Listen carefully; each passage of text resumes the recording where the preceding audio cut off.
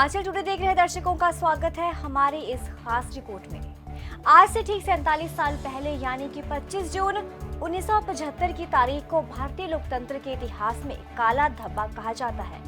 इसी दिन तत्कालीन प्रधानमंत्री इंदिरा गांधी ने देश भर में आपातकाल घोषित किया था, जो कि 21 मार्च 1977 तक यानी कि 21 महीने तक चला था। इस काले दिन को 47 साल हो गए हैं। तत्कालीन प्रधानमंत्री इंदिरा गांधी के कार्यकाल में देश में क्यों आपातकाल लगा और उसका क्या-क्या असर हुआ, आइए जानते हैं।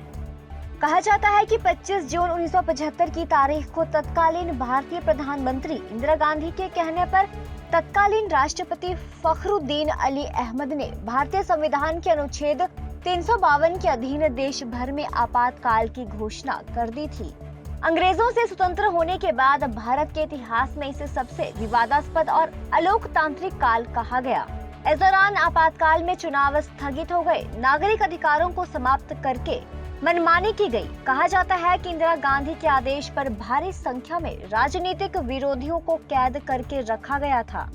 उस वक्त प्रेस पर भी प्रतिबंध लगा दिया गया था। इतना ही नहीं, प्रधानमंत्री इंदिरा गांधी के बेटे संजय गांधी के नेतृत्व में बड़े पैमाने पर पुरुष नसबंदी अभियान भी चलाया गया था। इस समय अवधि को जयप्रकाश नारायण ने भारतीय इतिहास की सर्वाधिक काली अवधि कहा था। अब आपको बताते हैं कि आखिरकार क्यों लगाया था आपातकाल।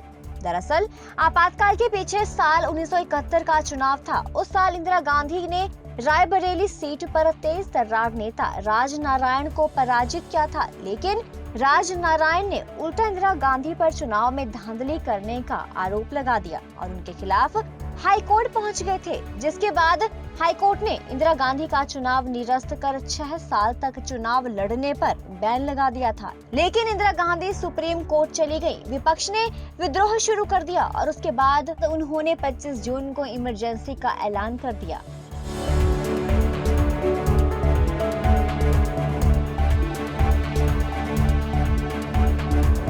अब आपको बताते हैं कि देश में क्यों और कब लगता है आपातकाल।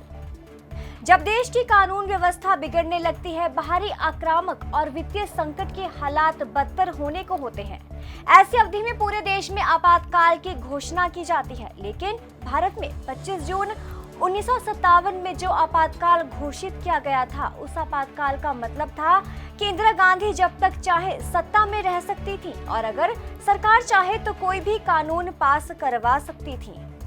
देश में आपातकाल के ड्राफ्ट पर तत्कालीन राष्ट्रपति फखरुद्दीन अली अहमद ने 25 जून की आधी रात को हस्ताक्षर किए थे, जिसके बाद पूरा देश इंदिरा गांधी और संजय गांधी का बंधक बना दिया गया था। वहीं 26 जून की सुबह 6 बजे इंदिरा गांधी ने कैबिनेट की आपात बैठक बुलाई, जिसमें गृह सचिव खुराना ने आपातकाल का घोषणा पत्र कैबिनेट को सुनाया। देश में आपातकाल लगते ही इंदिरा गांधी के कड़े विरोधी माने जा रहे जयप्रकाश नारायण को 26 जून की रात 1:30 बजे गिरफ्तार कर लिया गया था। उनके साथ इंदिरा गांधी की नीतियों का विरोध कर रहे कई नेताओं को भी गिरफ्तार कर लिया गया और देश भर की कई जेलों में डाल दिया गया। इमरजेंसी के दौरान सरकार ने जो कुछ भी किया, उसका सबक जनता ने 1970 के चुनाव में कांग्रेस को हरा कर दिया।